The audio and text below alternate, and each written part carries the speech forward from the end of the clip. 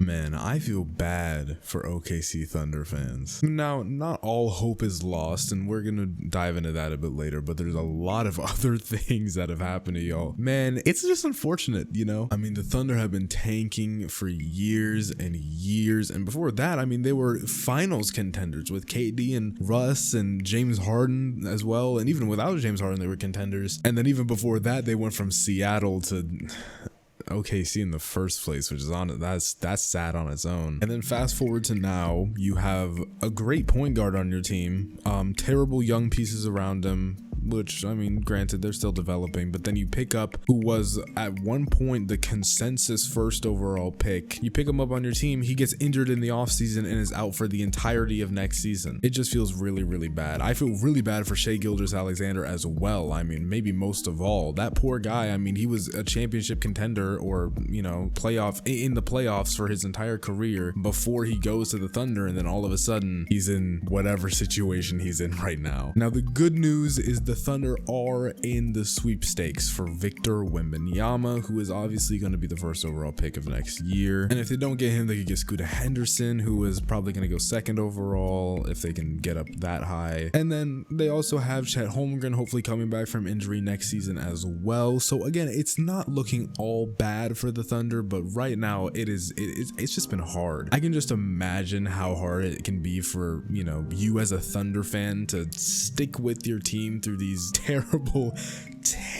times where you're consistently one of the worst teams in the league. You know, you lose Paul George, you lose Chris Paul, you could have gotten Kemba Walker, you're so close, and then bought out by the Houston Rockets. Yo, I'm not gonna lie, I was thinking of John Wall, not Kemba Walker. He went to the Knicks, my fault. And it's just like, man, it's just a lot going on at once, and I just feel terrible. But let's not get hung up on right now, all right? Let's look into the future, all right? The Thunder look decent. They look decent for the future. I mean, Sam Presti went out there and picked up the entire farm of draft picks, and with it, he's, you know, drafted Chet Holmgren and a few other players, Poca, you know, the GOAT. None of the other picks, even though they're on like a really bad team, have really been able to flourish, which is kind of telling, and it kind of shows that they're probably just not going to be long-term pieces on that team. Now, I hope for both the Thunder and Thunder fans that they can progress well and they do end up being very good pieces, but right now it's kind of relying on Shai Gilgeous-Alexander, Chet Holmgren coming back from injury, and hopefully getting a like top 3-ish pick in this year's draft.